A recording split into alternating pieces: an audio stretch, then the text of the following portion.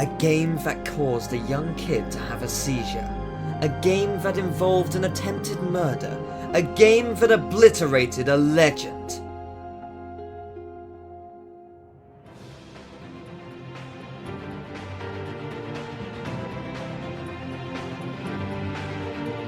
For those who don't know, the original Spyro the Dragon was a game developed by Insomniac Games that was published by Sony Computer Entertainment and Universal Interactive Studios on September 9th, 1998 for the PlayStation 1.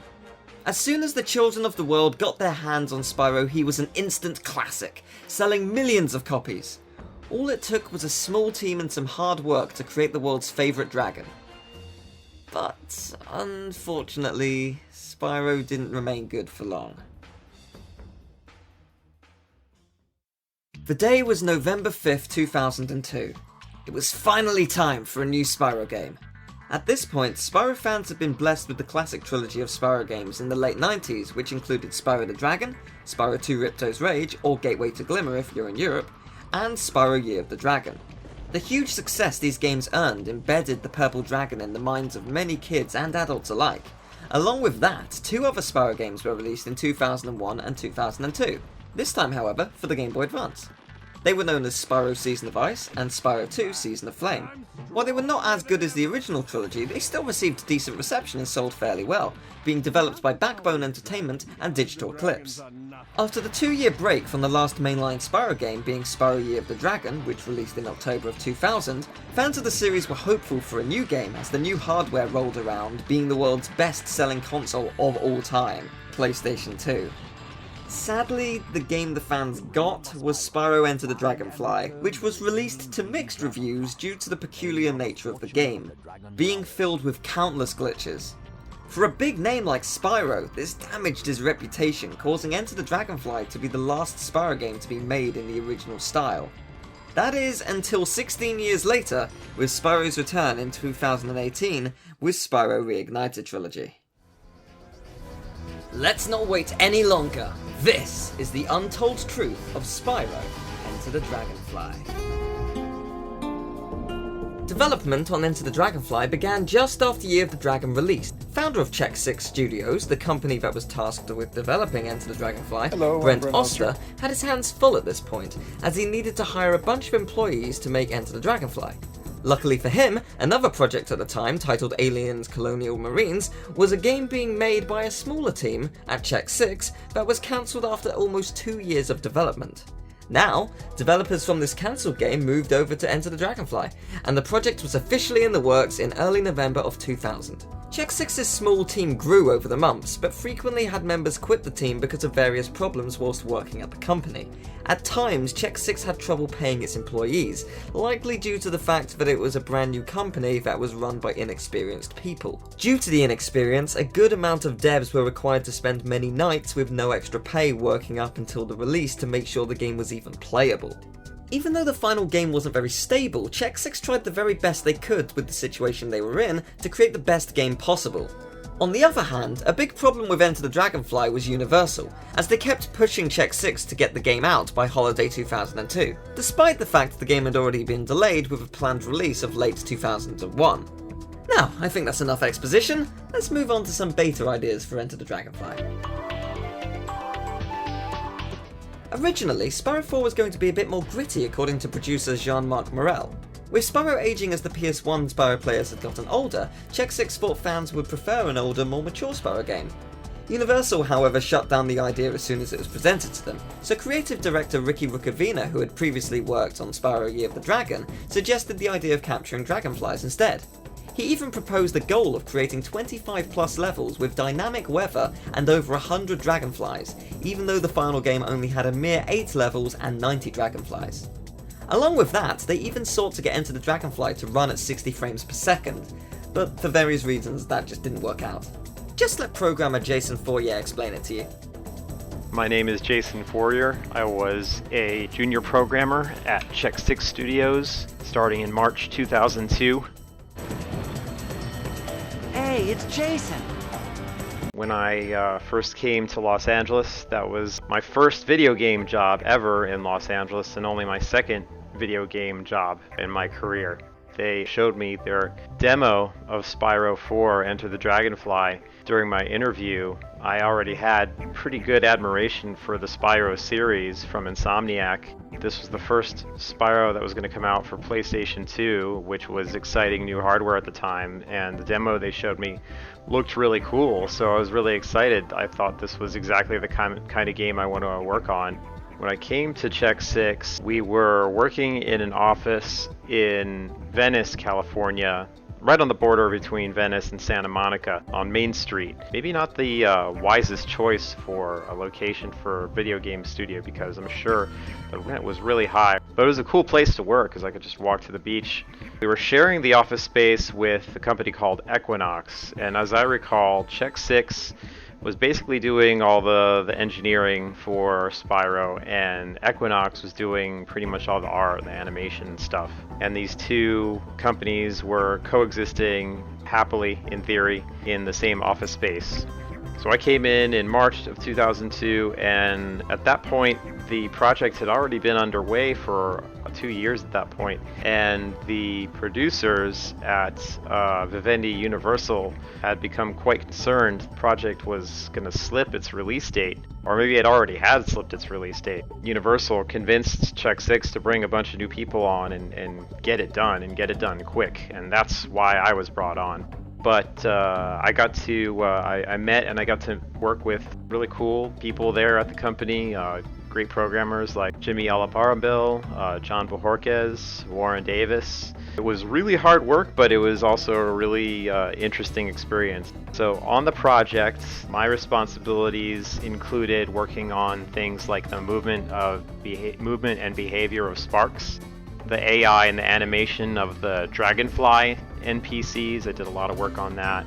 The Speedway games, a lot of random stuff like the pre-game and the in-game menus, memory card management, user interface, bug fixes. I did a magazine demo. I really busted my butt on that project because, you know, they were pushing us hard. I didn't have a car at the time, so my only way to get to work was either to take the bus or later I got a bike. There was one time where I had to get something that I was working on done. It was pretty important. I just didn't have enough time to get it done when they needed it, and so my only choice was to just sleep overnight at the office, and I ended up sleeping there two nights in a row and stayed there 3 days straight, sleeping on their sofa with the cats that lived in that office. To the credit of the team, we got it done. We got the game done in time for the holidays 2002, got it out the door. I think we had to make a lot of sacrifices. I think the game wasn't what everybody wanted it to be. In my personal opinion, I don't think it quite lived up to the quality of the Insomniac Spyro games. I thought those were really slick, very polished, very well done games. I don't think our Spyro quite lived up to that. Although it was pretty, for whatever reason, the company had difficulty paying us. Paychecks were missed, or they fell behind on them, and then later we got our paychecks, but then it kept happening again. And in the end, Check 6 Studios still ended up owing me some money, which I never saw. My biggest personal disappointment about the project was, in general, the performance of the game. When I came in and I saw the demo of the game, they had it running at a really slick, sleek, beautiful 60 frames per second, and I'm a huge fan of running the game at 60 FPS or higher. And that was also a much higher frame rate than any of the previous Spyro games had run at, because, you know, they were made for the PlayStation 1. Hardly any games ran at 60 FPS on that, so I was really pleased to see that. I was really gung-ho about it. But it didn't take long for me to realize that wasn't really working out in reality in the project. I think it's to some extent because poor management. The artists were not given direction and the tools that they needed to make sure that the assets they made could be rendered by our engine at 60 FPS, and so we ended up with these assets that were too much for the hardware to push at 60 FPS. Even more to the point, we just didn't have the time to optimize anything and get it running faster, and so it wasn't long before I realized our target of 60 FPS was changed, and we were shooting for 30 FPS, and then towards the end we had a really hard time even keeping up with 30. Other than that, I wasn't terribly unhappy with how it came out. I think we worked really hard and came out with a pretty good product in the end, all things considered. The footage that has been playing in the background is an Enter the Dragonfly PS2 magazine demo made by Jason Furrier himself that included many differences that weren't in the final game, such as a much faster frame rate, an animation for dragonflies with unique particle effects, Spyro's hover having an actual sound effect, and a thump sound effect for when Spyro charged into a wall. It also contained an old version of the Atlas looking entirely different than the one used in the game, and finally, a smaller HUD for switching elements with beta graphics. In this demo, the only level players got to traverse in was Monkey Monastery. Many assets were missing, such as NPC voiceovers, only one breath sound effect playing, along with the sound you hear when vases break. Yeah, that's not there. The minigames weren't even complete in this demo, not even playable, and the end portal was replaced with a strange power-up gate not present in the final version of the game. One of the NPCs also had a misspelling of Spyro in their text. What an error. I'm so surprised, oh my god. Considering this was the build of the game that released only a month before the game was published, having all these problems and unfinished assets show that Check 6 and Equinox really had to grind in that last month of development to complete the game as much as possible. Honestly, it's actually really impressive how much they got done in that short space of time. Jason Furrier also told us that many unused assets were due to the producer on the game requesting changes just days until the game was shipped to Sony.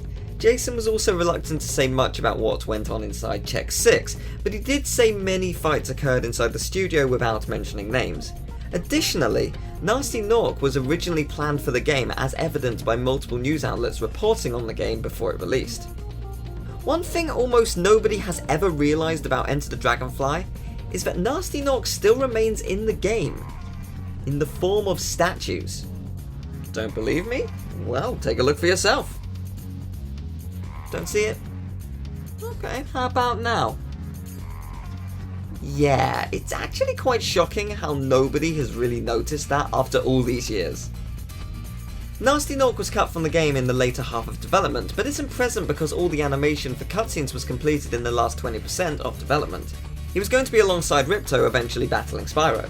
Additionally, the team only had 2 dialogue writers who weren't entirely experienced yet. One of them was literally just out of college. That definitely contributed to some lines. Even if the game got its full development needed, the dialogue and plot still probably would have been as corny. Not that that's always a bad thing. Speaking of dialogue, there is a multitude of unused lines in the game's files. By speaking to Tim Yanalunaz, one of the scriptwriters, he revealed Moneybags was going to be written out of the Spyro series by stating he was just tired of gems. Have a listen. That's it. I've had it. I've had enough of dragons and dragonflies and gems. The gems, they're making me mad. Mad, I tell you, mad! I need a change. Gold. Yes, that's it. Gold! Curse these gems, they never get me anywhere. You take them, Spyro. You seem to be awfully fond of them anyhow. This is just one of over 40 unused voice clips in the files of the game. One unused piece of dialogue even references the bad programming the bubble breath contains. Anybody who has played Enter the Dragonfly knows how hard it is to catch dragonflies, so Check 6 thought they could make a joke to reference development. Just too bad it didn't make it into the game. You've got to get close to him for the bubble breath to work. Of course, that's easier said than done. The unused dialogue even ranges from unused tutorials, just adding to the plethora of tutorials the game had. I'm sure Hunter got tired of constantly explaining to Spyro that he needed to press the X button to jump. Ugh. So check this out. If you press the triangle button while in the middle of a jump, you'll do a head bash that is great for breaking stuff open. Why don't you give it a try? Well, what do you know? I found a baby dragonfly. Why don't you add it to the collection? Yo, Spyro, it looks like you've activated your first breath ability. If you want to switch between your available breath abilities, just press the L1 button. You know, I heard that if you take a stone like that to the dragon statue over there, it will grant you a special power. Why don't you give it a try? Ain't dragon magic the best? You've got bubble breath now. You can use your bubble breath to capture any dragonflies running loose all over the world. Look, there goes a dragonfly now. Why don't you try using your ice breath? I bet it'll be more effective. Electric breath is the way to go. Try using it and we'll see what happens. There you go, Spyro. I knew you'd get it. Be sure to keep your friend Sparks the Dragonfly healthy, Spyro. If his health is low, flaming or charging fodder for butterflies is a good idea. Sparks loves butterflies. Uh-oh, it looks like another wave of battleships is on the way. Great job, Spyro. This dragonfly fell out of one of the airships and I caught it just in time. Why don't you take it? Oh no, the Riptocs have rebuilt the factories. Can you destroy them again? Those Riptocs won't be bothering us anymore. Here, I found another dragonfly in the wreckage. You know, if you grab one of them rocks on the ground, you can get the bees to buzz off by picking up one of the rocks on the ground and spitting on them. Is there any way to aim when I'm spitting rocks? You always come through, Spyro. Thanks for the help. Give it your best shot, twerp. So it's up to you, and it's down to me. I'd say everything is up from where you stand, Shorty. Ever heard of Nasty Nork, the sorceress? Yeah, what about him? Imbeciles. And now you're about to join them. Boy, that guy doesn't know when to quit. You're very persistent for a little dragon. I'm also better than you. Wow! I knew we could do it! Well, Sparks, the Dragon Realms are safe again from Ripto. But I have a feeling he's not gone for long. Well, pal, off for a vacation once again. Where should we go this time? Back to Avalar? Frozen Altars? There are so many decisions ahead of us. Where should we start? Fun and Sun? Here we come! Even Sparks was planned to give Spyro extra tutorials. Speaking of Sparks, he was even going to get new levels returning from the third game, though not much is known about these levels as they never left the conception stage. Also, a special release of Enter the Dragonfly included a music disc containing 3 unused tracks. The tracks being for the infamous cut level, Enchanted Forest, Peter Neff naming the song Mid-Flute for the main level, and its 2 minigames, Andes and Songa.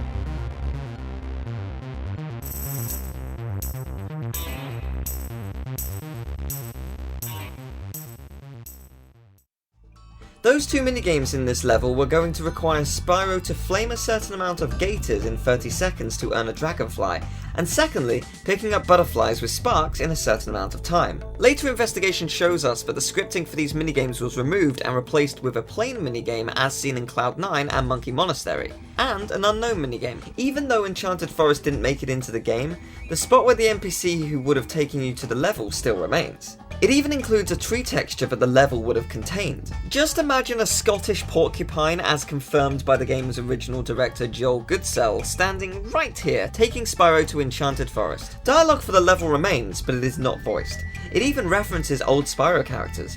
Furthermore, in the manual of the game, an actual portal existed. This image has a very low resolution, but it is able to be made out. It's a portal that would take Spyro to their next homeworld because, as we've stated, the true vision for the game had over 25 levels. Now it is time to close off the early ideas, with several beta clips from IGN dating back from March 2002.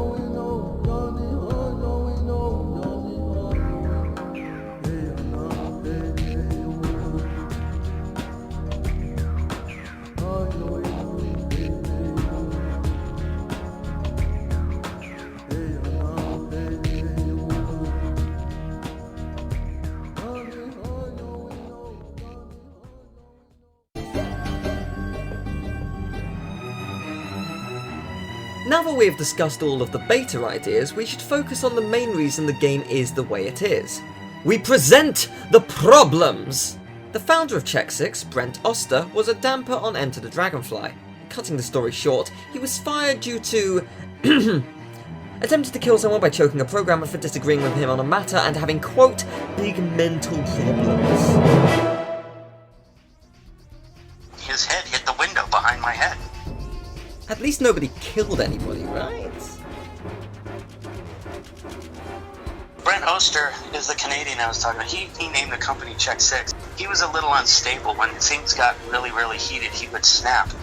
You know, he would fight with other people, Matt, and, you know, he was just mentally unstable, and I didn't interact with him directly too much, but, you know, if you push him to a point, he can't form any plans. Matt Campbell is a pit bull. He gets right in your face. He doesn't back down at all. Unless you screw up, you know, and deserve his wrath, you're not going to get it. I never had a problem with Matt Campbell, ever. In fact, when the company shut down, he called me up and he knew that John Mark Morell owed me money, so he said, come down and take everything that you could fit in your car. Hear this noise that you're hearing? That's one of the chairs I got from that. I still have it 15 years later. Yeah, well, it's a $2,000 Aeron chair. Common joke that was going around the team is like, what was the phrase Brian Reed coined that I thought was brilliant? Oh, when creativity brings big money, it gets risky to be creative. At the time, Saji was like, he was starving. You know, he couldn't even afford to buy food. He was sitting up against the monitor, you know, because I was asking, why are you sitting so close to the monitor? Because, you know, he's like sitting 10 inches away from the monitor looking at his screen and trying to do work, trying to build out his levels and script things. What happened was he ran out of, he couldn't even afford to buy saline solution anymore, so his contact lenses dried up and died. I just started taking him out to lunch and just accidentally, because he was so proud, he would never accept money from anybody else, so I just started going out and said, dude, just come along with me, I'm just going to go grab a drink or whatever. I would accidentally buy him a hamburger and things like that. I had to feed him. He was eating out of a giant bucket of peanut butter, and that's how bad it got. You know, when your employees are eating peanut butter to keep from starving, you got a problem. I had the IRS call me up and asking me if they needed to be armed to confront, you know, John Mark Morell and Jack Mamias and those guys. Universal rejected a lot of content. They were really nitpicking. They were to prove something and send, you know, concept and renders, and Vivendi would give a green light, and then when the level is done or almost completely done, then they would reject it. Baked Alaska, I don't know what level it was in terms of sequence, because the sequences were always changing, but it's basically Alaska was turned into a desert, and that's why it's called Baked Alaska. So it was kind of a desert kind of environment. It looked beautiful, and it had a lot of really cool layout and design and what have you. Baked Alaska was a very, very painful cut to the team, because the team liked that one. The lead designer especially, I think it was the last straw for him, because that one I liked the layout of that one. I can't remember enemies and what have you. It was just the layout. It was the vibe. It had a really good vibe. It was, you know, it looked like Bugs Bunny and Coyote, you know. It looked like a Roadrunner, very Warner Brothers-esque to it, and it was really attractive. It was an attractive level. I do remember areas of, like, you know, waterfalls and water and everything else. The problem is that the original concept of the game was that the game was a linear experience, and for some reason, Vivendi Universal did not like the level designs to be linear. They wanted them to be circular, like Mario. They argued that all of the Spyro levels before were circular and not linear. Problem is the technology was never designed to support that at the technological level in terms of what they called levels and sub-level loading and what have you. So they had sub-level systems, and the way the code worked is that the game could only go straight forward. If you went back across sub-levels, like I can crash that game at will to this day if I come across it. You go across 3 sub-levels, come back 2, move forward 1, hard crash. Because the same technology also drove Aliens Colonial Marines, and that's why it crashed at E3 and they pulled it down. I lost count after 6 or 7, but I know that the GDD was rewritten, you know, 6 or 7 times. I mean completely, 300 pages each. The publisher demanded GDD work, and I mean that requires somebody to sit there and rewrite the whole thing, for politics. And the way the contract was written is that and the contract was written very poorly, unfortunately. So if the publisher didn't like anything, they would just withhold payment and the whole team would starve. Check 6 itself was doing a lot of shady things. So, they canceled everyone's insurance without telling them, except for the leads. So, there was a technical art director, Alex. Awesome dude. I'm not going to say anything bad about him. But his wife was pregnant with twins. You're not going to cancel his health insurance without telling him. But they canceled mine. I had cut my hand on a piece of glass, and I had to get 17 stitches. I found out the hard way when my health insurance was canceled. So the emergency room came after me later, and I didn't know this. So I moved, so they still were sending mail to my old address. So it went to collections, and my credit started going down, and then all of a sudden a $1,500 bill goes up to $7,000. And John Mark Morell told me to go screw myself, take him to small claims. There was an artist in the late 90s. She was at the top of her game. Her name was Ilea. She was in the movie Queen of the Damned. And she was a vampire queen in that. And she also did she was a hip-hop artist, much at the top of her game. Kind of like a young Beyonce, but skinny, kind of at the top of her game and kind of coming up. Everything she touched turned to gold. She died in a plane crash. Her plane was overloaded at the end of a runway and went off the end of a runway and crashed and burned. And her entire production crew died as the producer was, demanding they put all the equipment in one plane. Died. Well, that production crew was above us at Check 6. So I remember I used to complain because we had open ceilings, with open wooden ceilings. You could look up and see the rafters. And there was somebody walking around with wooden sandals, that I'm just like, God damn it, I just wish they would die in a fire. A week later, they fucking do. I'm burning in hell for that one. I just had to share that with you. In fact, I was just trying to save the title from being canceled. Well, Ricky Rucavina's feedback was not helpful at all. He would just say, that's not Spyro. One of my favorites, Chris Masterton, he and John Mark Morell clashed immediately. He called John Mark Morell out on his BS. And John Mark Morell responded in kind, so Chris Masterson promptly quit. He did it the most spectacular way, and he didn't waste any time. Matt Candler was professional about it as much as he could be, but he didn't really get along with Chris Masterton, only because Chris Masterton would just kind of lumped everybody in the same pile. You're all full of crap. I'm not playing this game. He came and collected his last paycheck and loudly, as he walked out, he just loudly said, "So long, fuckers," and walked out the door. And I'm just like, God, I wish I didn't have any bills to pay. Fired or not, Brent was the original founder of the company, so every single decision that Check 6 made had to be signed by Brent to make it happen. This caused a lot of time problems, as Brent wasn't very willing to work with the people that fired him. Lawyers were involved in this matter as well, and caused a large portion of Enter the Dragonfly's budget to be spent on lawyer fees, eventually causing Check 6 to cease to exist. Even after the massive cluster Spyro 4 was, another game was in the works, but ended just like Aliens Colonial Marines. Having a founder like Brent Oster is already a big problem, but an even bigger problem is how almost the entirety of Equinox spoke Japanese. Communication was rare between Equinox and Check 6, causing many fights to break out that really didn't end so well. Just imagine if the game was actually finished, allowing even more fights and problems to occur. Anyway, we also have a video interview with Frank, who worked on Spyro's particle effects. He only worked on the game for 2 weeks because the conditions at Check 6 were so terrible, he dreaded going to work every day. He barely remembers anything about the game, but he did recall one thing. Check 6 was a very messed up company back then, and lots of conflicts in general, not on this project, but in general at the company level. Lots of, top level people quitting or being fired, didn't help with the stability of the company. The company doing the art, which was, I can't remember their name. Anyway, They got into a fight with Check 6 as well. So, there was a little, it was not a happy place. Just put it this way. That's also one of the reasons I quit. Baked Alaska wasn't the only cut level, there were over 15 more, but with the growing list of problems at Check 6, levels were cut right and left, leaving the final game with only 8 levels. If you thought that the problems were over, you'd be wrong, because we've only just begun.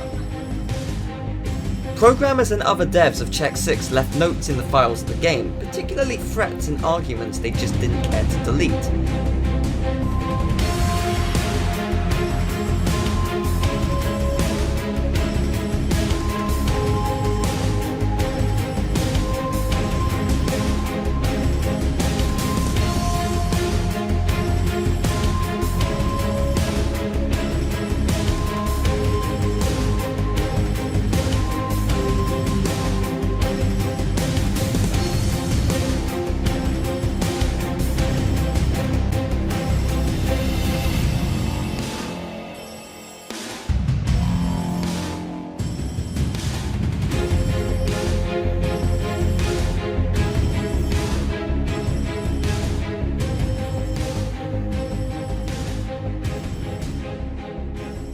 Moving on from Frank, a producer named Eveline from Check 6 and Universal elaborated on the problems.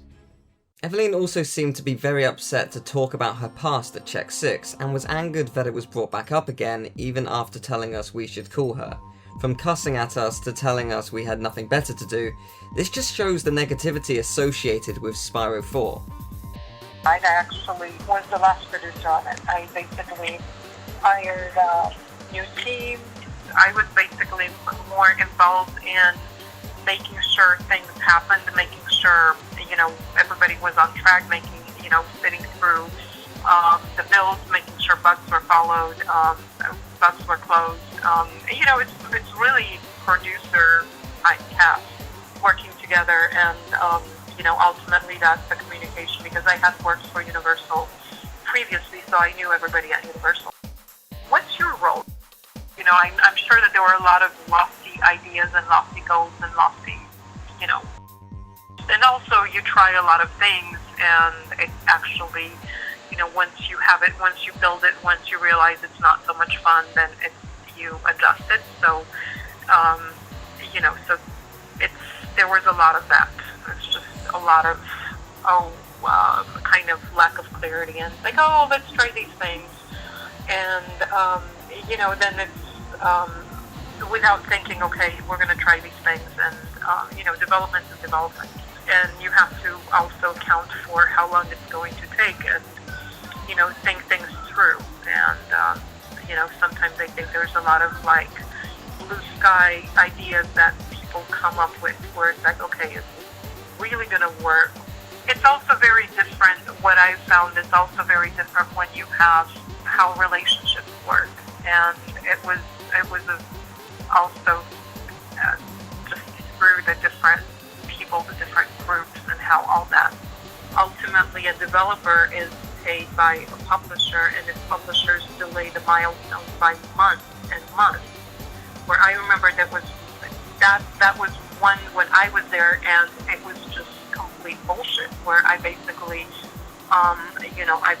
told Jean-Marc, you overstep the line, you go directly to Jim Wilson, and you say, this is not happening, these guys are not paying, and this is taking longer, then we're going to stop development. I also know that, some people blacked off, and some people weren't doing the work. Universal was just, I was amazed. I came from Activision, I came from organized development. The bullshit that I saw going on at Universal was just amazing. As far as just overall, it was just amazing. Shit comes from the top down. Frankly, a developer does what they're told, ultimately. I mean, Universal owned the license. Universal approved that. So, as far as I'm concerned, I went in and finished the game. Helped get it done, and then after that, Check 6, pretty much, there was another project, and then the company got sold. What are you, what's your role? Then maybe I don't really need to give you more information, because you seem to have spent a long time doing the research. Oh my god. Again, I don't know. Why did you bring this up? That's so strange. What's your role? Why are you calling it 20 years and digging up shit? Don't you have anything better to do with yourself? I do. Hopefully you have the time to waste to do that. Oh, but you know what? Honestly, then go do your research elsewhere. Why dig up shit from 20 years ago? I've been in the fashion industry for the last 15 years. I'm like, what the hell? It's just, it's amazing. I'm like, I clearly you must not have anything better to do. After this call with her, she sent this lovely text. Oh, just such an absolutely incredible woman. I've never met someone kinder, truly. She's the kind of grandmother gives you kisses and makes you just all warm and fuzzy, That kind of woman. By contacting Randolph once again, we got even more details, including more problems with Check 6, cut content, as well as very shocking details about Evelyn. Do you want to hear this off the record? You know who that is? I know exactly who that is. That is Evelyn Morel. Mark Morel's ex-wife. They divorced. As a result, I think he's stranded in Taiwan, last I heard. His wife divorced him, and Activision sent him over to China, and then they fired him while he was there. He'll say he quit, but they fired him, so... She is responsible for weaseling a deal between Vivendi Universal and Check 6 Studios to get the Spyro deal. Because she worked at Vivendi Universal. However, Vivendi Universal is insanely political, and they ate her alive. If you mention my name to Evelyn, she will go nuclear. She hates me because I quit. I was lead designer, and the publisher loved me. They loved me. Well, she will defend him because she's implicated. She'll go to prison. If any of that kind of crap comes back, they aren't going to talk about stuff like that because, the IRS would come after them. She's up there in stability with Brent Oster. Yeah, so you can imagine what it was like to be in a room full of them. Yeah, you might want to be careful going forward. Ready for some fun facts that have never seen the light of day? The first level that went into development was Monkey Monastery, followed by Crop Circle Country. The ladder texture was reused in Cloud 9 as a design on the machines that shoot the Dream Beams. Bartholomew was supposed to be the NPC taking Spyro to Monkey Monastery, but was replaced, although Bartholomew is still the one talking. Great job, young dragon! Thank you, Spyro! The dragon statue that grants Spyro his powers was originally brown and had a different design, along with the ability stones also being brown. Check 6 is called Check 6 because there were 6 co-founders of the company. It doesn't just mean check your 6. Luau Island originally had a Dragonfly chest, but it was later moved to Monkey Monastery with no design change. By searching among the depths of the internet and by using the Wayback Machine, we were able to find many lost pieces of media from Vivendi's website and IGN's early look they had at the game that revealed a never-before-seen beta logo for Enter the Dragonfly. Sparks has 3 bits of dialogue in cutscenes, but without captions. Until now. Here's what he says.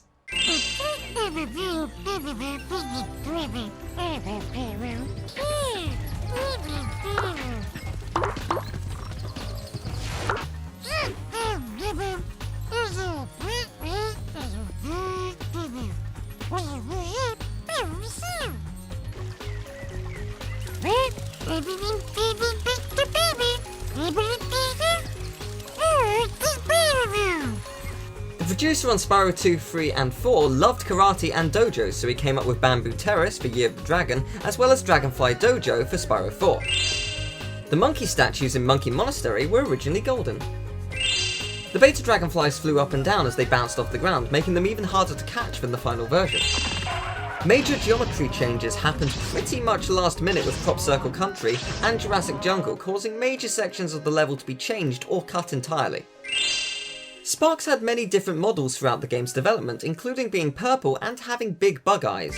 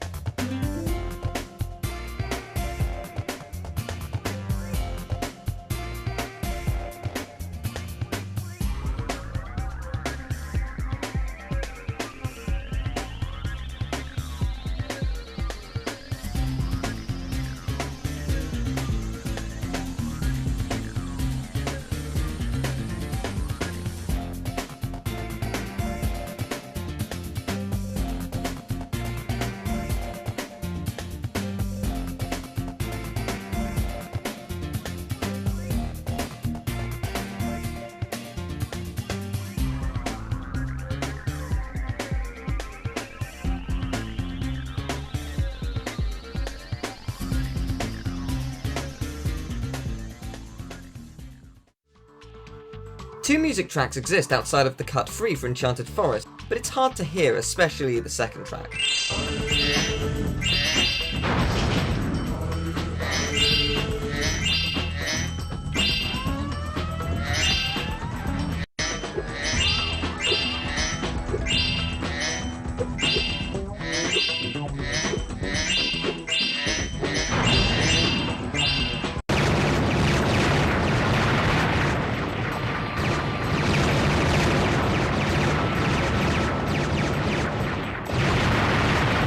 Thought that was it? Nope! By piecing the first two clips together and a very hard to access music file inside the game titled Pirates, we can get a much better listen to this track. Let's enhance the audio.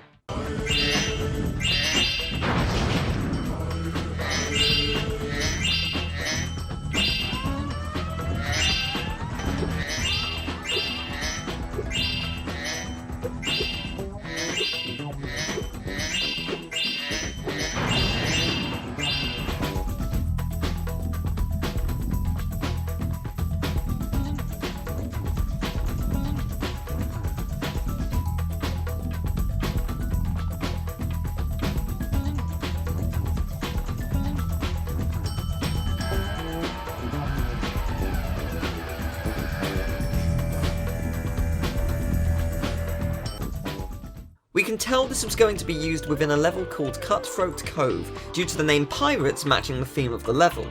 Cutthroat Cove, Baked Alaska, and Enchanted Forest are currently the only 3 levels that got extremely far in development. We will share many new details about these levels later in the documentary. As for the other music track, that would have likely been an additional minigame in either Cutthroat Cove or Baked Alaska, although we can barely enhance it.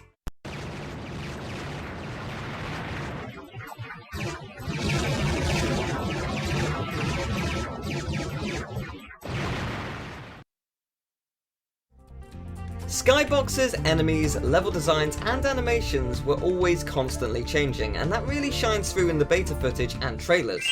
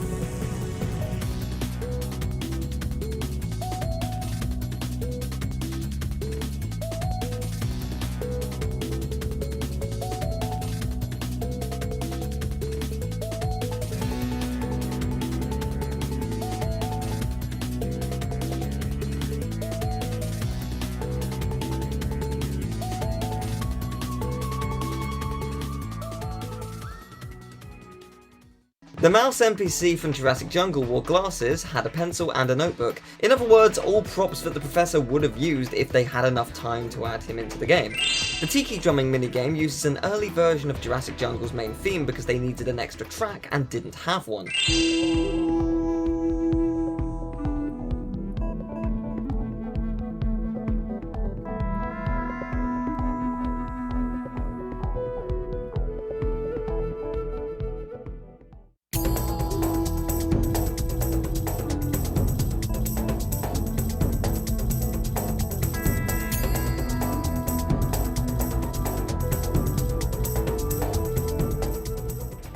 A glitch only very few people have ever discovered, known as the pooping cow glitch, was actually a collision test developer Andrew Taju left in the game. By interviewing him, he told us that the game's tests were done in the hub world, specifically near the castle door. Spyro 4 was originally announced on February 19th, 2002 at the first annual Games Fair in France.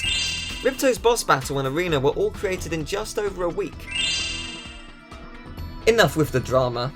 Nah, just kidding. Let's bring back Randolph. Let the new info drop in 3, 2, 1.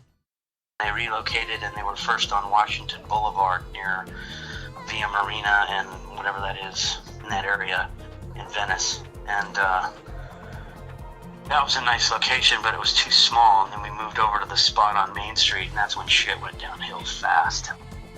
I hired this team, and I told them what I wanted, and they did exactly what I wanted, and that's why it didn't work. I need you to argue with me. We need that creative process to go around in circles until we refine the idea. I cannot complete a creative idea on my own. We need the magic between us to happen. That's why we're so good with each other. And a lot of times people forget that, and they argue for themselves instead of for what is best for the target audience.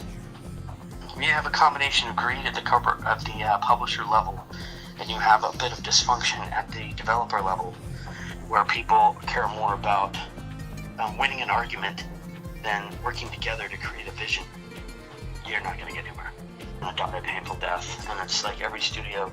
That's really what breaks my heart. Is sometimes I'll go and get, I'll go and work at a studio, and they're still stuck on that crap stuff that I saw back in the 90s or 2000s.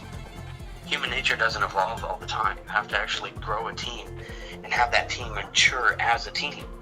Unfortunately, a lot of studio heads and publishers just think, we have the license, we can hire anybody anytime we want, it'll still work. Doesn't work. You have to have that collective magic with the entire team. Every game that shows up at E3 is usually a promise that may or may not be there when the game ships. Because a lot of times you have to actually create a build specifically for E3. And sometimes, you hear this term called vertical slice. And a vertical slice means it's feature complete, not content complete. There's some features that take an entire year to develop. To do that on a team is really painful, especially to the programmers. That's why programmers are so grouchy all the time. Yeah, so it's and then you have technical art directors and everybody else that gets involved in trying to whip up some vision, and when you go behind the scenes of a publisher, you find out why all these things happen. The developers usually love the games. Most of the people at the publishing level that are directly interfacing with the developers love the games, but sometimes you go higher up and you get into the financial area, the marketing area, or the corporate area, the executive area. They don't care. It's just another business to them. And it's just another game, and it has to make, a certain amount of money, and they care more about their portfolio of games, and are they hitting all of the different spaces in the market. That's when profit becomes more important than the player. You have to remember this is a very, very, very painful development cycle. A lot of bitter feelings, bad blood, and bad memories. Imagine a dev cycle being 2.5 years long, and being that. You ever played World of Warcraft? There's the entry level and the orc side, the horde side, the starting area. It all takes place in this landscape called Durotar, and there's, everything is all sandy and dirty and what have you. That art direction is very similar to Baked Alaska. So it was an oxymoron of basically hot and cold. These levels were well designed and well thought out. I put a big portion of it on Vivendi Universal. They were so hung up on shipping World of Warcraft. The developer didn't have dev kits for a long time. And then when they did actually start paying attention to the product, they weren't happy with anything. And they couldn't be made happy. They just kept saying, that's not Spyro.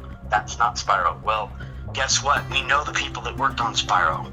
We have barbecues with them every fucking weekend. We know them better than you do. Explain to us what you're talking about. And they wouldn't do it.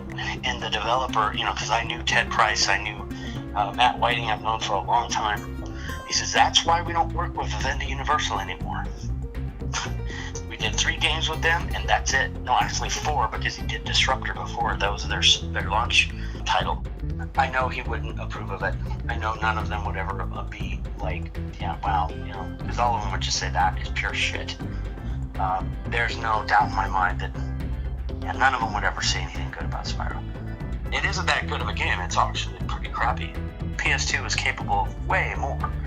But again, we were limited by art direction because they were afraid to go too far away from PS1. Remember what I said, creativity, big money and all that. That's, you know, they were worried about alienating. You know, I said, well, why don't you just get, all you have to do is become higher definition with the graphics. You don't have to change your art direction. That doesn't mean anything. By the time I was just trying to lead the damn game to a completion, there had been so many changes and there's been so much content that had been just written off. I couldn't even begin to describe how much content had been written off. Because I know that, like, a lot of the team members were like, you know, we could have made 5 Spyros with the amount of content we've deleted for this game. With the amount of rejected content, I should say. Because the rejection rate was basically 80% of all the content we submitted. And they would ask for it. They would sit there and say, we want these changes, and then they would just reject the content entirely. So they would sit there and say, well, we want a waterfall. Now we don't want a waterfall. Things like that. And they don't really understand that, you know, you're burning the candle at both ends doing this kind of crap. I think I remember a Sparks minigame. Yeah, top down. It was one of these things where Sparks went off and did her own thing for a minute and then came back. I just remember the green grass, the green textures underneath, top down view, you know, shooting lightning or something out of it or whatever. I can't remember too much about it, but I do vaguely recall there being a Sparks minigame. And in general, I am not a fan of minigames when the core vision is broken. You know, fix the core game, get the core vision, understand what you want to do there. Then you can get fancy with, like, extraneous crap. If you don't have a cohesive vision to begin with, why come up with minigames?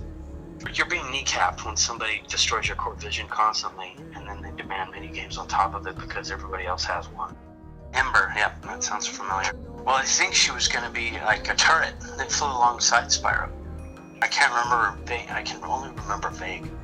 You know, there was a thing where she would fly along Spyro, do turrets, and be part of, like, puzzle solving within certain areas.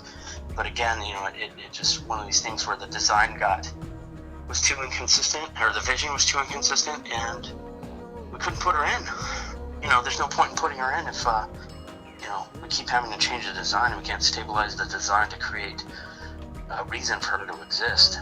Because a lot of times the publisher always gets all of the game assets at the end of a development cycle, usually. So in this case, they got all the assets and they're like, cool, we want the next developer to do this. She was a turret, like she would be flying alongside Spyro, but it was kind of redundant because you have Sparks. You know, why Sparks can do that too, big deal. Or it was one of those things where why would you toggle between Spyro and her? You know, because you have to write her into the design, write her into the story, create a reason for her to be there, and then come up with puzzles for her to solve specific to her abilities. We couldn't even agree on what the heck Spyro was doing. Or not, well, the publisher couldn't agree because we kept, you know, they kept changing it. They kept changing the scope well, I mean, that's what happens. The scope of the game gets smaller every time you make a design change while you're in production. The general rule is that you should have your vision and your design and everything solidified before you begin your production run. I was pulled aside by Matt Cameron and says, look, we can afford to lose Aliens, Colonial Marines, but we can't afford to lose Spyro.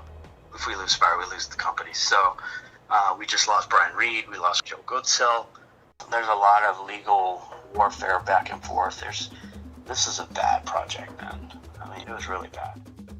A lot of people don't want to relive these memories, man. I mean, this one hurt me forever. It still hurts me. So, yeah, this is like one of the worst scenarios. Because, I mean, that's how I kept the team going by just simply saying, I know you guys aren't getting paid, but if we get this game out the door, it's fucking Spyro, guys. It's fucking Spyro. If we get this thing out the door, we will make it up on the back end. And not only that, other publishers will come to us. You know, things will happen. We just have to get this thing up, running, looking good. So R.E. Richmond and Sean Rowe were Equinox. And they had all of their talent, you know, because they were basically just an outsourcing studio or a stateside art house, and they worked on basically commercials and movie content, and it's basically just art. And that's why they prioritize art above gameplay. So if I gave them a level design that was all mocked up, right, and I just said, hey, this is ready to go to final art, I just need these pathways clear so the player can do what they need to do. and they would fuck it up. Say, I don't like it. It looked, for aesthetic reasons, they change it, and then it breaks the game design.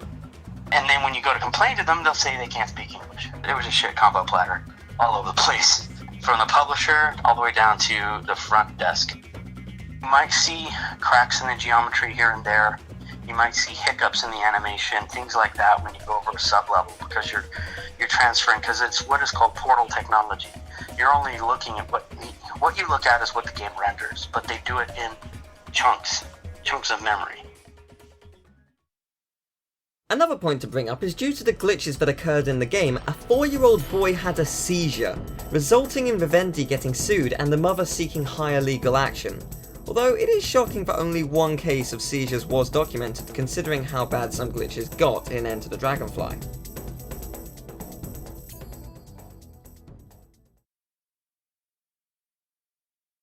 You've heard the beta ideas, as well as the problems. As they say, third time's the charm. Let's explore the consequences. Time to see what unfolded as a result of Spyro Enter the Dragonfly.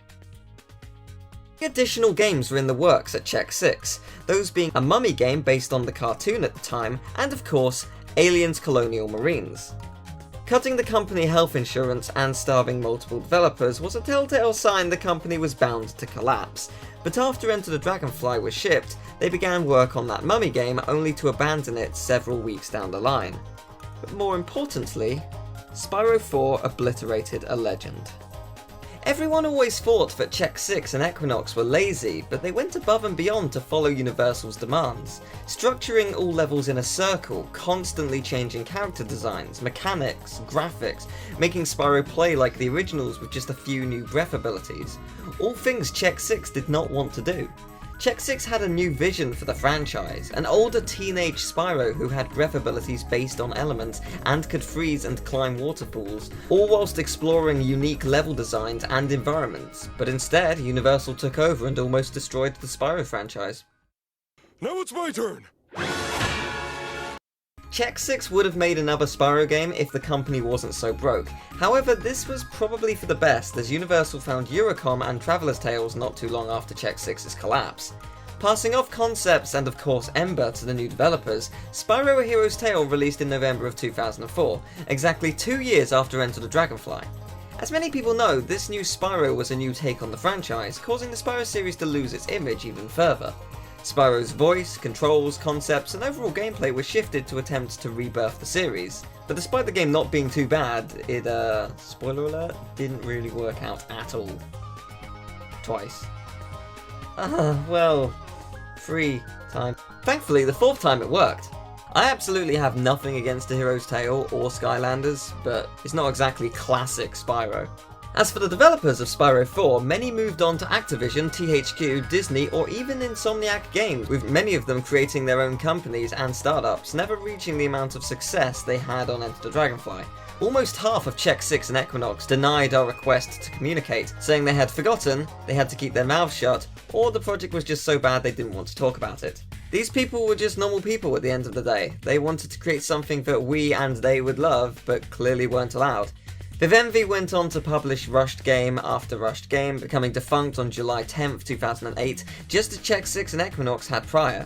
Those rushed games included the Legend of Spyro trilogy, Crash the Wrath of Cortex, and Crash to Insanity. The carelessness Universal had with Spyro and Crash led to the death of Spyro and of course killed Crash Bandicoot. But that's for another day. In short, this game was not rushed in a traditional sense. When mentioned to Check 6, they laugh at the thought of the game being rushed. Before this documentary, nobody knew exactly when development began for this game, but now we can tell you that development began in the range of January and February of 2000, which means over an entire 2.5 years were spent on the game from start to finish, with many all-nighters occurring on top of that. Development on the engine began in Texas shortly before early 2000 and even continued as the company moved twice to California before settling on Main Street. The stress Check 6 was put under made many members quit game development entirely. 3/4 of this game were cut, as evident by Enchanted Forest, Baked Alaska, and Cutthroat Cove. Yes, you heard that right. we have exclusive info on yet another never before heard of level known as Cutthroat Cove. The music previously featured was actually meant for this level, as the name Pirates fits this level perfectly. Ricky Rukavina, who produced and even helped design the 5 Spyro games after the original Spyro the Dragon, had some peculiar details to share about Spyro 4's development. However, he was quite reluctant on the entire topic of Enter the Dragonfly, and even changed the topic to Skylanders, the GBA Spyro games, as well as asking where we live for some reason. I believe I was creative director back then. I'm just private. It kind of wouldn't matter what game. I started on Spyro 2, Ripto's Rage, and then went through that, and then went through Year of the Dragon, and all the GBA games. I forget what else. This is kind of why I don't like to talk about stuff, because I feel like already it's off to a start where there's like disparaging people, and I'm just not into that. I mean, I don't think I have much to add. My memory's not that great anyways, to be honest, so it never has been. So I don't think I have anything to add. I think at the time, I remember we wanted to do a contiguous world, and we didn't have the time. You know, I thought that would be cool. The Dragonfly idea came because we had done something in GBA, and it was kind of riffing off of the baby dragons in Year of the Dragon. And Year of the Dragon was funny. Enter the Dragonfly was just, you know, as kind of a Kung Fu fan, martial arts fan, hence my company now, Kung Fu Factory. I thought Enter the Dragonfly was a fun name, and that sort of is how the Dragonflies became the collectible in the game. I thought that would be fun and cute and sort of within Spyro traditions. I'm sure there's a bunch of stuff cut out. It's just so long ago. Like any game, you know, or any project, there's always kind of ups and downs and push and pull. I'd suspect I'd be willing to kind of go in if I knew there was a bunch of other people doing it. It's sanctioned by Activision and Insomniac, and everybody was cool. But you know, but I'd probably be open to talking more. I say let the game be what it is, and you know, I'd say find somebody with a better memory than me. Even games I've recently made, I really don't remember a lot about them because I just like to kind of move on to new stuff and experiences. All right, well look, you know, I wanted to at least call back and just sort of say, you know, hey, and shoot, well, and finding everything out and all that kind of stuff. But you know, I promise, I don't have a lot of information, and I don't know. Like I said, I mean, I don't love like rehashing the past anyways. It's just not my thing.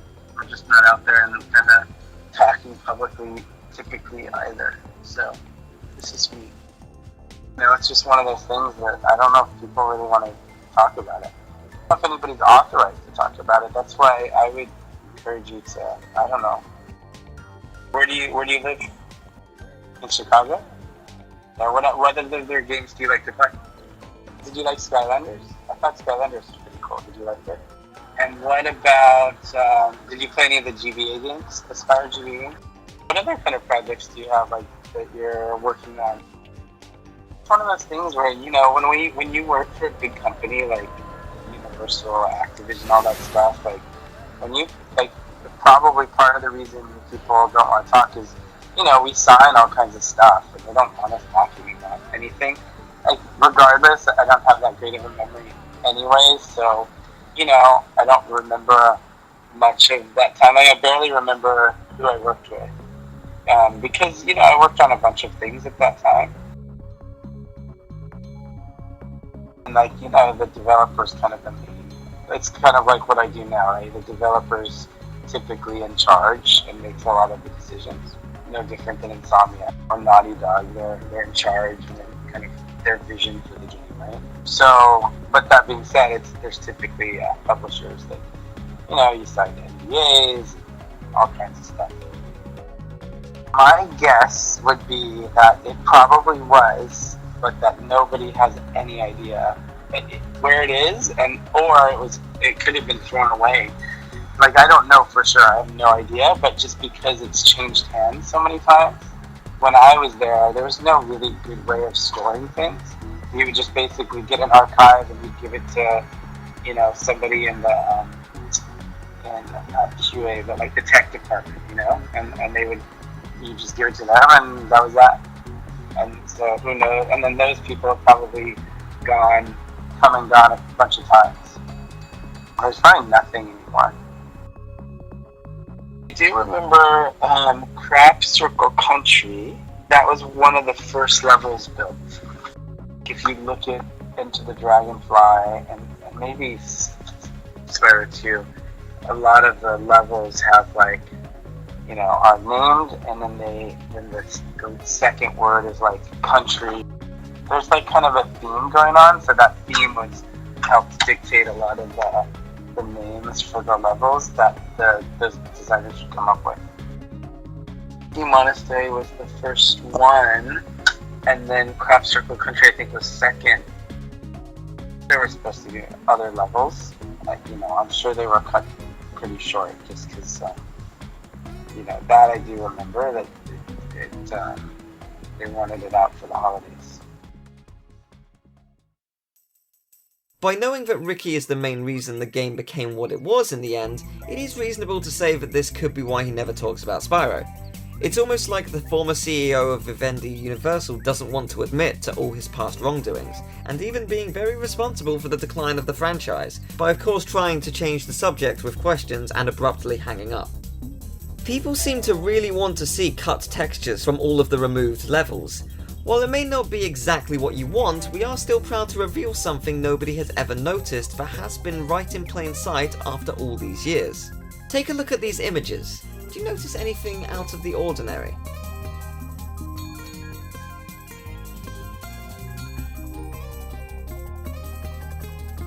These chests were not meant to be in these 3 levels. They were designed for 3 other very special levels. Honey Marsh's chest was made for Enchanted Forest, and contains tree assets of the cut level. Thieves' Den's chest was meant for Baked Alaska, with an icy and black desert-like look to it, and finally Jurassic Jungle's chest was made for a very secretive cut level, Cutthroat Cove, as you can tell from the skull and the overall pirate look. If just telling you that these chests were from those cut levels isn't enough, the scripting in the files even states this very thing. Wouldn't you love a detailed description of each cut level with details you wouldn't find anywhere else?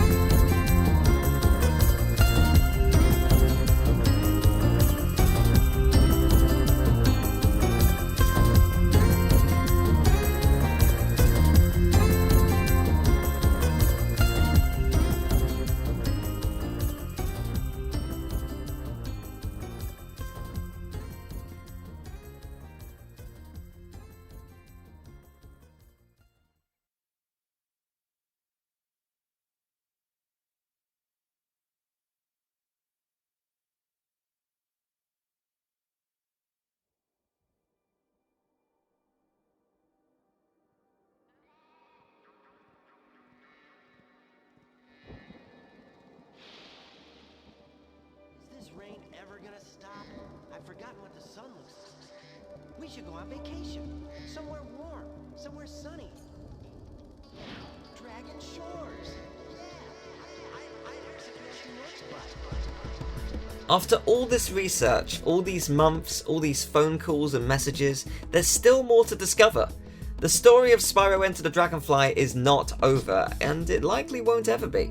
It's up to the community to truly discover the remaining details about the game. It has brought many positive and interesting aspects from the past to life. We've learned what went on in Check 6 Equinox offices, what the developers thought about the game, cut content, whether it be cut levels, sound effects, story changes, footage, screenshots, even stories of developing the game, and much, much more. While those aspects have been positive, it's clear that the negatives outweigh the positives. As well as all the developer phone call conversations we've shown you, there have been many, and I mean many, messages exchanged over LinkedIn with people who just wanted to talk over texts. Here's a highlight of some of the most interesting messages we've had with developers of Spyro 4.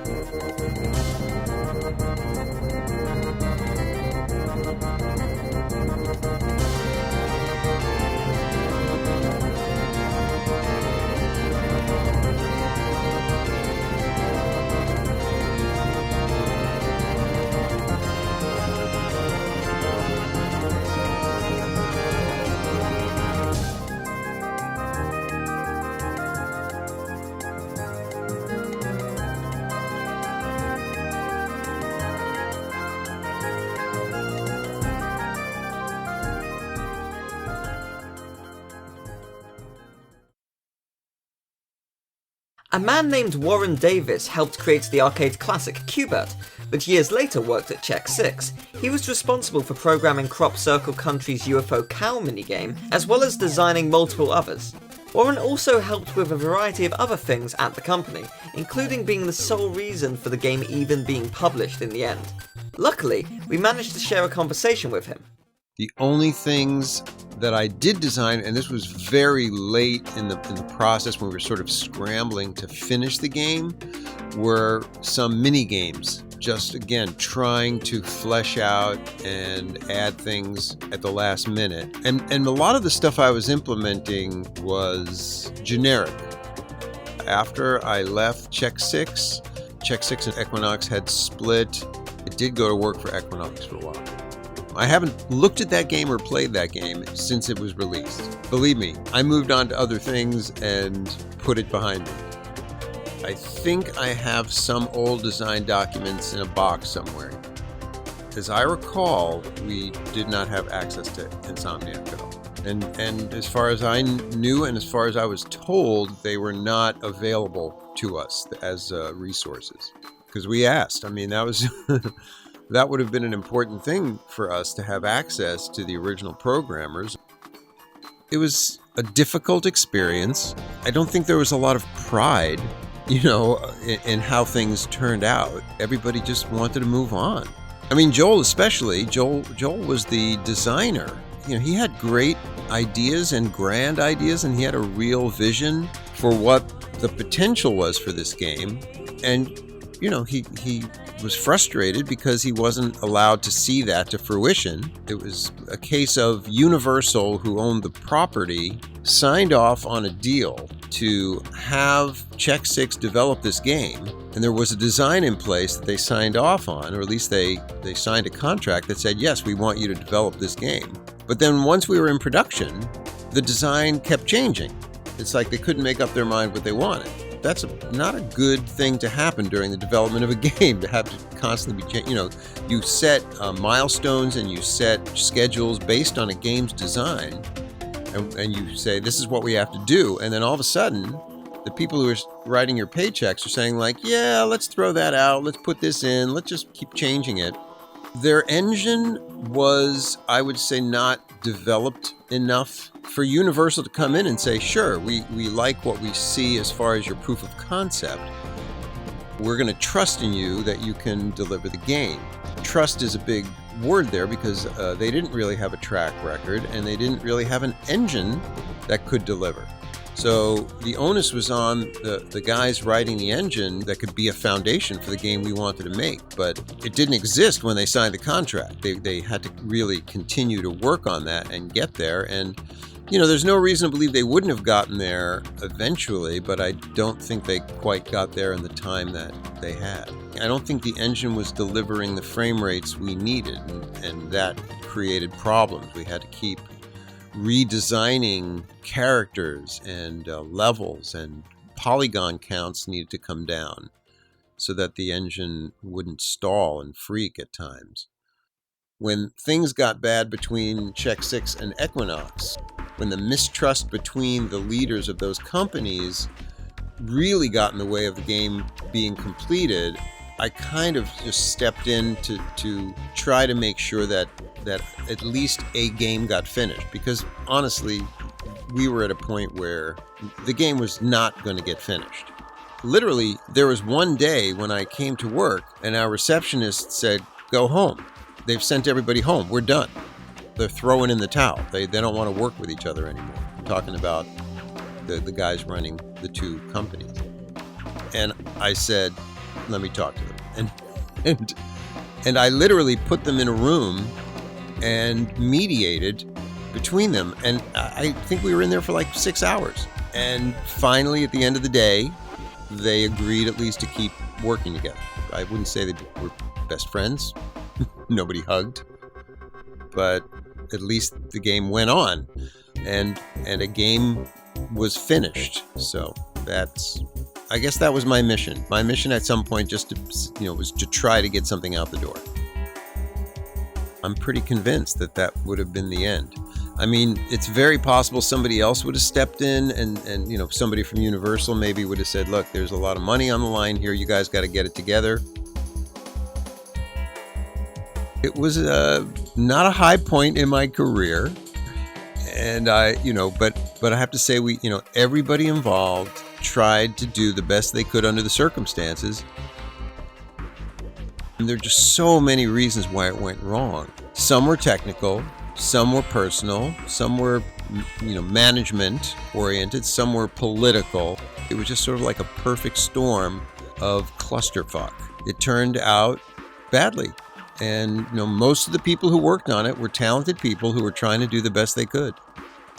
There are two things, by the way, because, I worked in the arcade industry for many years, and I have many, many very specific and pleasant memories of my work in those days. I cherish those memories because they were pleasant and fun. A lot of the memories of Check 6 are sort of tainted by it not being pleasant or fun, and the pressures being very enormous as, deadlines loomed and, technically we were struggling to just get stuff done. We were probably understaffed for the scope of the design. Wish I remembered more, but I don't. The other thing is when I get together with old colleagues and we reminisce, we talk about things, that keeps things fresh, and I hear their perspectives, and that helps trigger memories in me as well. I've not talked to anybody about this game since I left Check 6. It's a black hole of memory. If somebody from some Comic-Con or whatever wanted to get a panel of a bunch of us who worked on that game together to talk about it, I would be there in a heartbeat. I would love to. Well, I wish you luck getting down to the bottom of it all. It is a very complicated story with a lot of moving parts.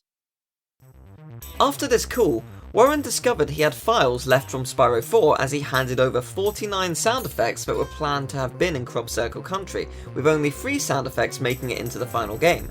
The early concept of Spyro 4 being for an older audience is clearly shown through some of these audio files. These are from a build of the game dated to July 13th, 2002.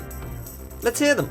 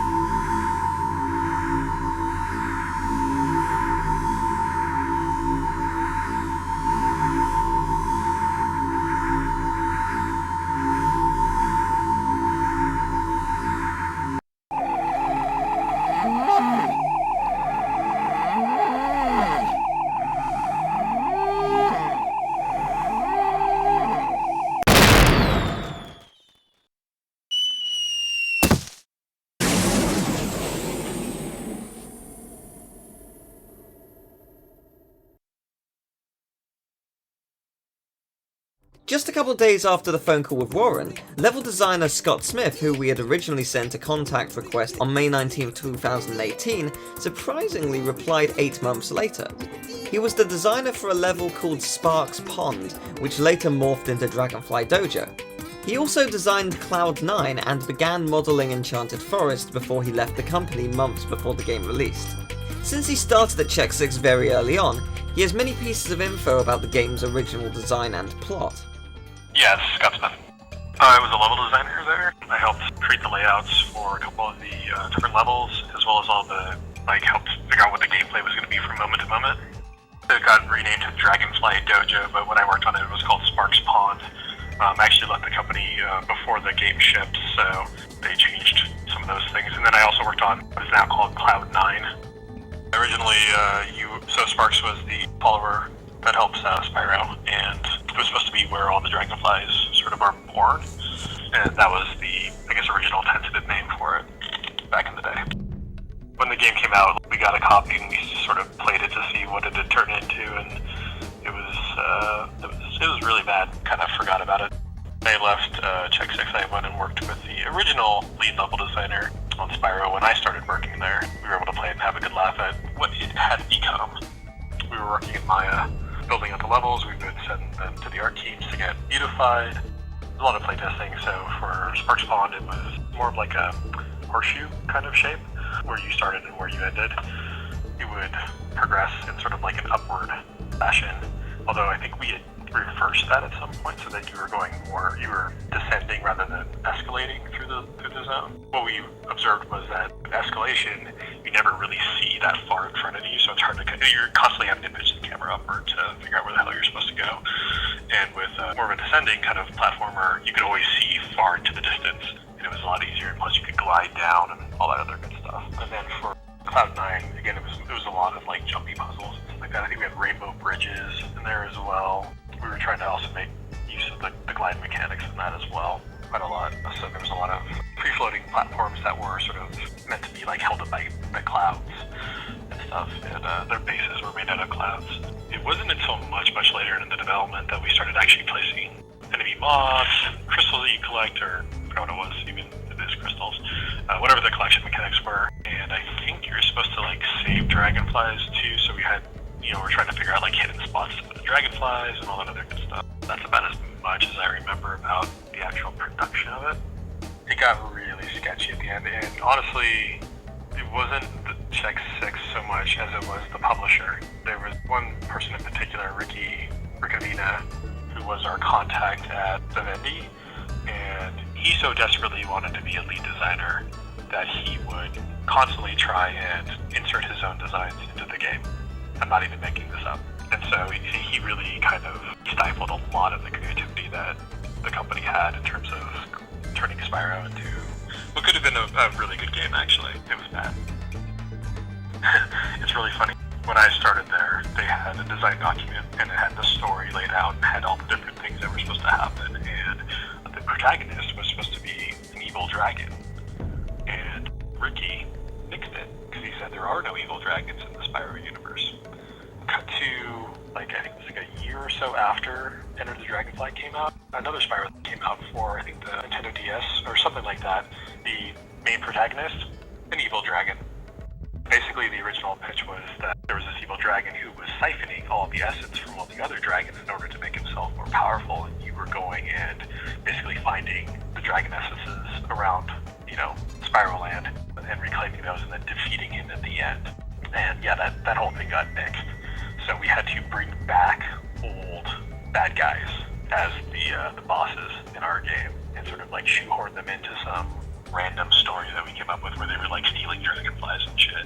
And then there was even one time where we were like constantly crunching. I came in and I went over to the artist that I was working with on Sparks Pond at the time, and I was talking to him about some of the changes and stuff like that, and I noticed on the screen that he was working on that level, but it didn't look like mine. And I was like, what's that? And he's like, oh, this is Sparks Pond. I'm like, that doesn't look like my layout. He's like, oh no, Ricky came in on the weekend and gave me this, and he hands me a sheet of graph paper with a level design layout on it.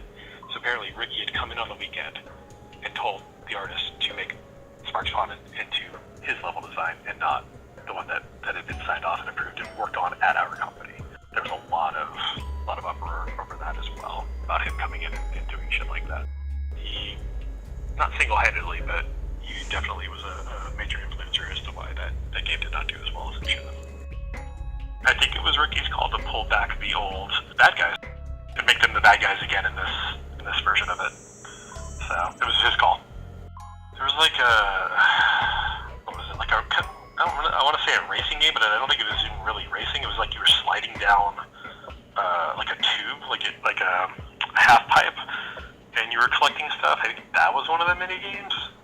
The focus changed from recovering stolen dragon essence to recovering the dragonflies that had been stolen.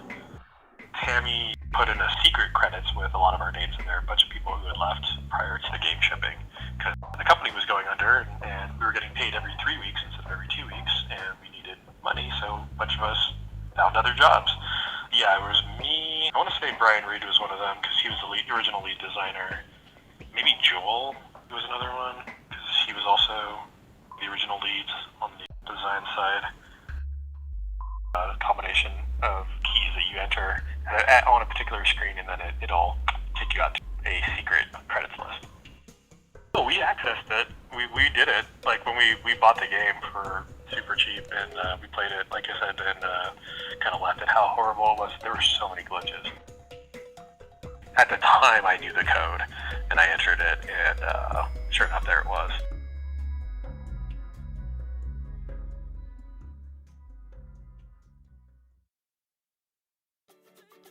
As Scott said, there is indeed a hidden cheat code within Enter the Dragonfly that nobody has ever accessed. It was planted extremely deep within the code so that it couldn't be discovered by the higher-ups at Check 6 and Vivendi. Tammy Yap was the programmer who implemented the code, and when asked, simply replied with, "Yeah, that seems like something I would do."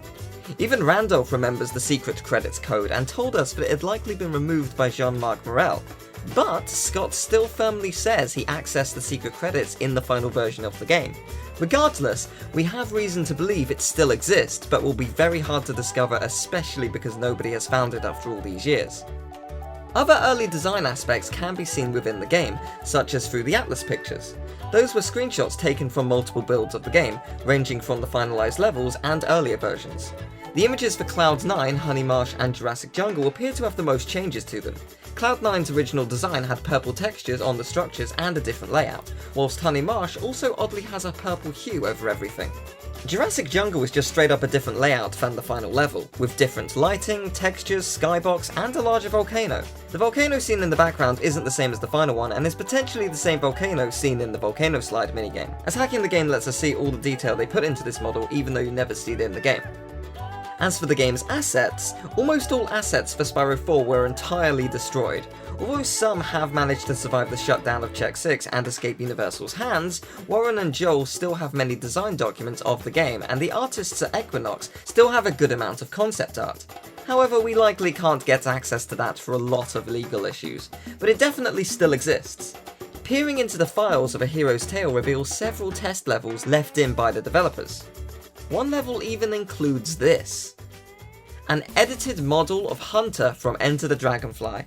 This shows us that at least back in 2004, 2 years after Spyro 4, assets from the game still existed and were being used as a basis for upcoming Spyro games. The honest truth is, the majority of Check 6 was filled with very talented people like Jason, Randolph, Warren and Saji. But when the heads of the three companies clashed, Spyro 4 became a huge cluster of different visions. Vivendi argued for a carbon copy of Spyro 3, Equinox argued for a pretty and detailed game with in turn a choppy frame rate, while Check 6 argued for an entirely brand new Spyro experience boasting 36 levels in all. None of the companies could agree on what type of game they wanted to make, causing what we know as Enter the Dragonfly. One thing's for certain, if Check 6 saw their vision to fruition, Spyro would have had a much different future. When everything is finally said and done, towards the end of the day, we can say we accomplished what we sought out to do. We learned the answers of Enter the Dragonfly's development that many had speculated upon for years. It was a very long journey that definitely had its ups and downs. As for the future of Spyro, it is in Toys for Bob's hands. Whether they decide to borrow ideas from Spyro 4 or not, only time will tell.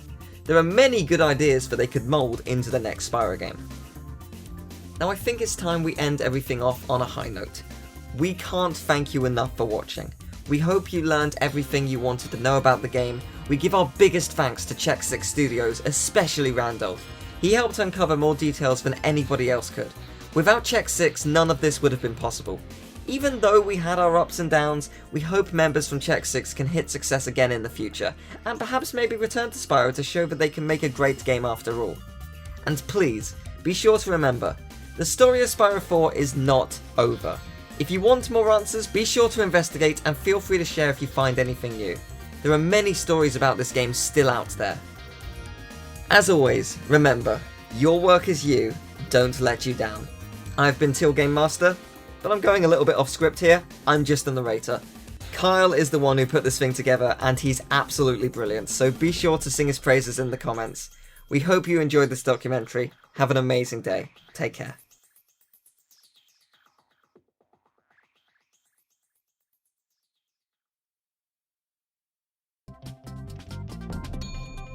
My name is Teal Bald. I've mentioned it many times. What did they put as my name? Feeble!